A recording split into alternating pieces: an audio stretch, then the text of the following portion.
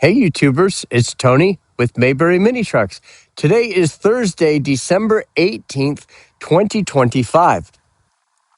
And today we're doing a video of a dump. And this is a video for Tim in Kentucky. And Tim is a long distance customer. For our long distance customers, we have a special protocol that we adhere to. We've always done it this way. And what we do, sorry for the cinematography there, the camera work. What we do is we go ahead and do a very careful job of showing all of the features of the truck that you might look at, or you should look at, or would look at if you were here yourself in person. So we show every scratch, every pebble peck, every ding, every rust spot, if there are any. I don't know that there are or that there aren't, but we're about to find out. And I show under the bed, under the inner fender, the wheel housing, under the floor mat, and that way, and that's really the only way to do it. Um, if it is more lengthy, so be it. But that way, hey, I see what I'm looking at here, and you have a good feel for it. And then I take it on a test drive, and I get it up to 60 miles per hour, and see how it drives. How does it handle? And then I turn around, and I put it through a very demanding set of circumstances. I go up a steep hill at 20 miles per hour in fifth gear. And then we see how that, if it survives that, then that's good. That means that it has good horsepower.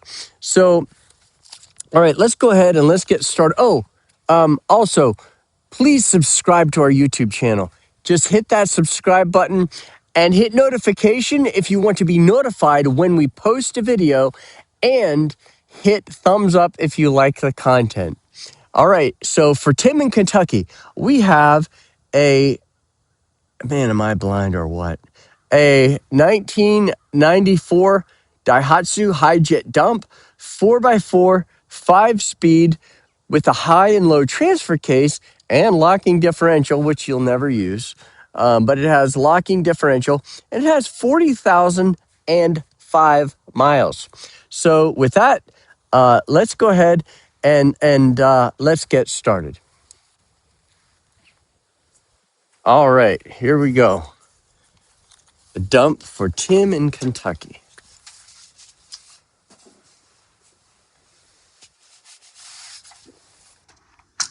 Okay, now, first thing I see are these rain drip guards. That's nice because you can drive with the window cracked and not get rain inside.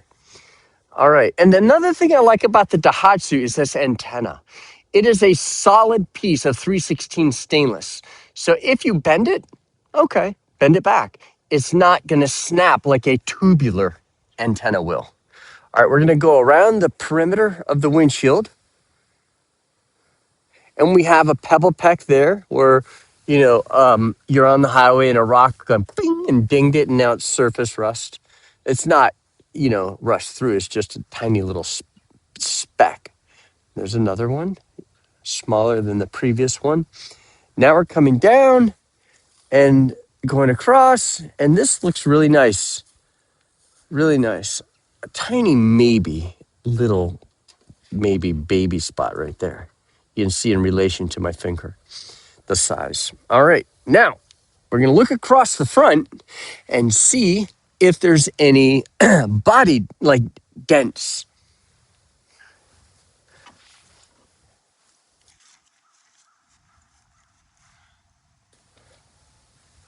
There's not a single ding on the front of the truck, and there's not a single scratch on the front of the truck. All right, now we're going to come down the door pillar, and we're going to look for the same thing. Is there any? Yeah, so we do have a crease right there. And what I mean by a crease is there's an indentation and a scratch. So they, you know, you can see where they started here and then creased it there. And there's a scratch right there. Maybe a little scratch there, a scuff there. Okay. But all in all, the door looks pretty nice. That's about it. We have a very nice tire here, good tread.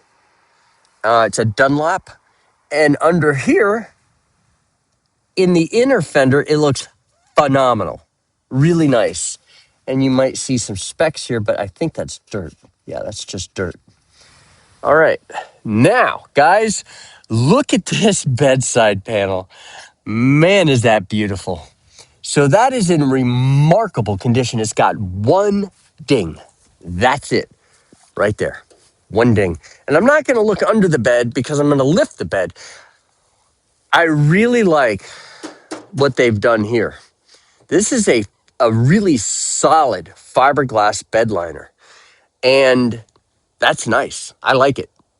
I like it a lot. And they use stainless steel fasteners so they don't rust. This is also stainless steel. And they have a little, guard here so stuff doesn't fall down inside. I mean, it's not, weather tight, but it prevents the majority of things from falling down. But what we want to know is what is it like on the other side? So we're going to lift the bed and look under there. Now you can see they put stuff in here and scuff the paint off. No big deal. It's not rust through. That's just surface rust where they'll, put a board in there like that. Now we're going to look at the tailgate. The tailgate has an impression here, and we have an impression over here. You see that?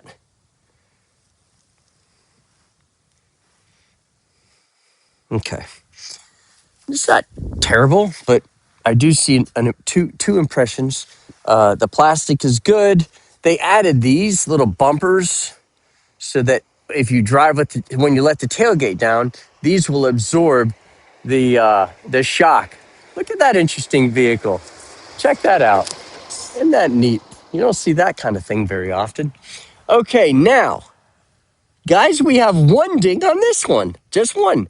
That's really remarkable, especially for a dump. Another really nice tire. Look at the condition of the wheel.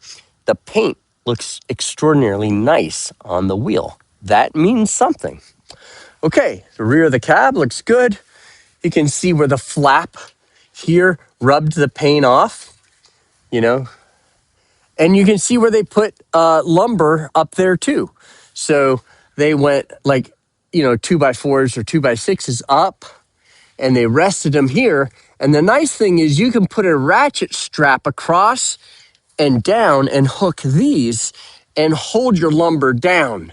And these little ears keep it from sliding off. So it's pretty nice. That's the beauty of a headache rack. And of course, a headache rack is taller than the roof line itself, so it doesn't hit the roof. We've got a few pebble pecks on the top here. Again, it's not rust through, but I want to show you that. We have a ding right there. And we have a ding right there. And that's it. We might have some scuffs, I don't know what that is. I think that's just dirt. Yeah, that's wiping right off. That's nothing at all, actually. Another good tire, good wheel. The inner fender looks spectacular. That's a big deal right there, because that's where all the bad action happens. But it looks beautiful. All right. Another rain drip guard. And a really pretty inner panel on the door. We do have a small tear right there. It's about 2 inches long. And a tiny pick, maybe, right there. Not bad, though. It looks good. Now we're going to look for rust.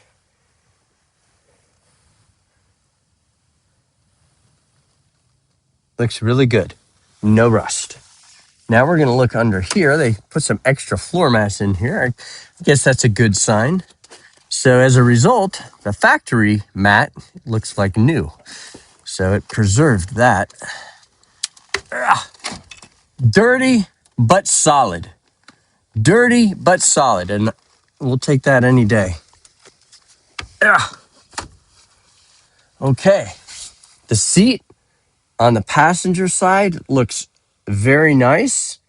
A Daihatsu is nice because the engine is truly back here. It's not, up front. Really, the Suzuki is here, the Mitsubishi's here, but the Daihatsu is here. So the Daihatsu is the most mid-engine vehicle mini truck that there is. Okay, now this door here looks really nice. You can see the driver probably wore a bracelet as they drove. They put their hand there. No big deal. It's just an observation. Nice little pocket. Put your wallet in there, perhaps. Very nice. No rust on this one either. And this is just dirt right there, guys. That's not rust. That is dirt. Okay, now let's look under this floor mat. Again, dirty, but solid. And that is really what we want to see.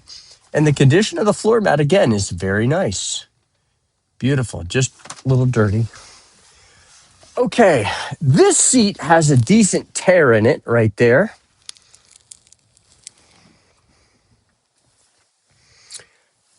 So that's the driver's seat. This has a 2-speed transfer case. So you have low range 1 through 5 and high range 1 through 5 and reverse. Low range is always going to be 4-wheel drive.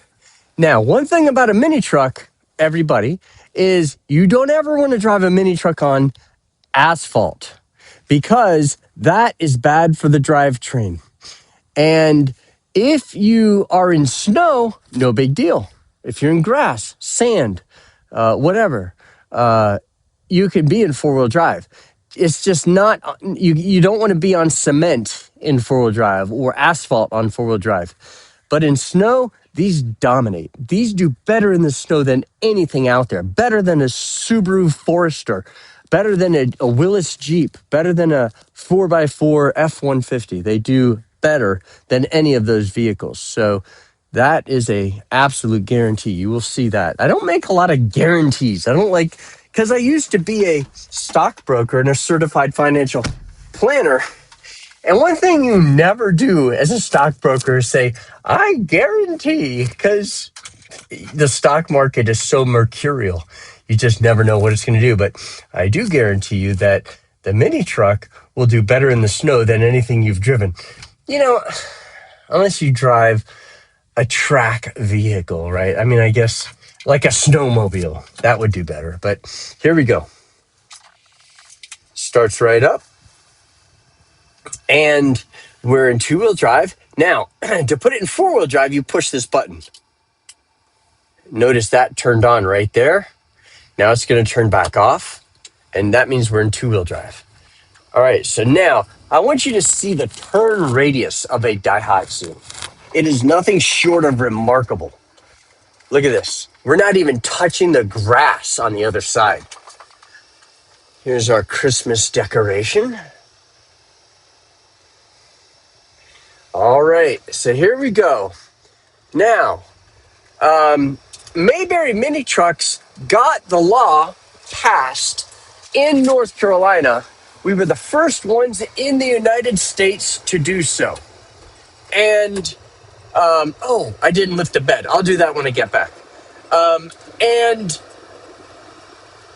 We petitioned the North Carolina House, the North Carolina Senate, and we lobbied Governor Cooper for a for a signature. And that's just how it works. It cost me several thousands of dollars for that signature.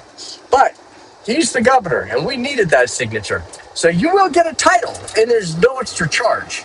So you'll get a clear North Carolina title that you can transfer to your name or possibly to your state.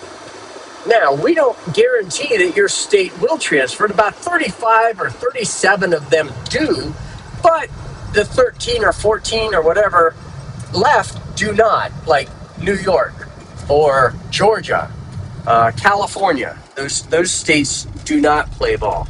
Not sure why, but North Carolina has it codified, and there's no extra charge for the title. We don't charge a title fee or a dock fee. So this thing cruised really nicely. No pulling to the left or pulling to the right. We're going to go into fourth gear. And now we're beginning to go up a hill. We're ascending up a decent hill, but it's going to get steep in a moment. So now we're going to go into fifth gear. And the reason I'm putting it in fifth gear is because I want to see what it does when we get to this 90-degree turn up ahead. And we're going to slow down, but we're going to leave it in fifth gear. And let's see what it does. That's our real test. All right. So now, whoa, we're going 30 kilometers, 29 kilometers per hour. Man, I don't know. Look at that, guys. We're increasing speed. We're in fifth gear, going up a steep hill, and we started at 29 kilometers per hour, and we are gaining speed. Now, guys, this is a dump truck. It weighs more than a regular mini truck. But the thing about a dump is, you're adding probably 400 pounds. But look at that. We're now going 35 kilometers per hour up a hill in fifth gear. So that's a really, really good sign. Okay. So, Tim in Kentucky, if you're interested in this vehicle, if you like this vehicle, you can call us at 336-777-9957. Our email address is sales@mayberryminitrucks.com. Justin's phone number is 336-970-3885. And our website, for everyone else, our website is mayberryminitrucks.com. Mayberry Mini Trucks started this whole craze. We popularized mini trucks in the United States, no doubt about it. Mayberry Mini Trucks, we did that. And we're having a blast. We run a very tight ship. We don't play games with customers. That is our reputation that we have worked very hard for 16 years to establish. And we worked very hard to keep it that way. So what do I mean by that? We don't have, remember how I said you get a title? Well, there's no title fee.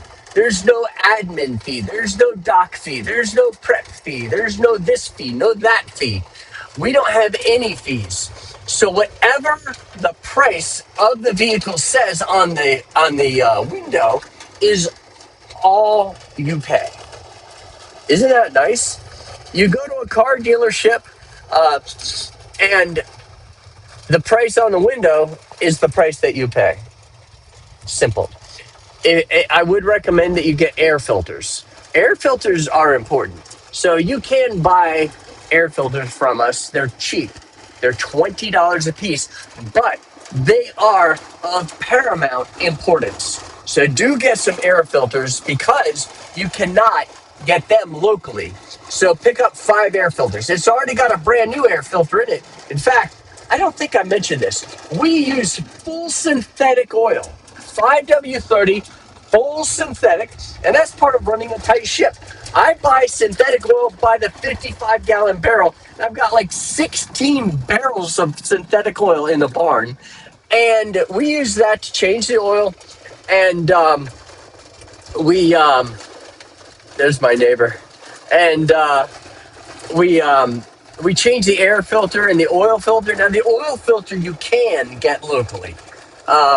It's a Napa oil filter, and you want to change it every 5,000 kilometers or every 3,100 miles. But every 5,000 kilometers, you change the oil filter and air filter.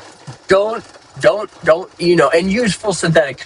Don't miss that, and don't neglect your air filter either. Now, see this speedometer? This speedometer is in kilometers, okay? So what you want to do is get a little green dot and put a red dot at 100. That's the maximum reasonable speed. And then put put a yellow dot on the 80. That's 50 miles an hour. And then put one just below the 60, a green dot. So that's 35 miles an hour. So that way you got your 35, your 50, and your 60 miles per hour. And that way all you have to do is look at the color of the dot and where the arrow is, and hey, 35, 50, and 60. Or you can put it 35, 45, and 60, whatever proclivity you have. That's up to you. And what else? Guys, I think that's about it. Tim, let us know if you like this truck. And guys, thank you for watching our video.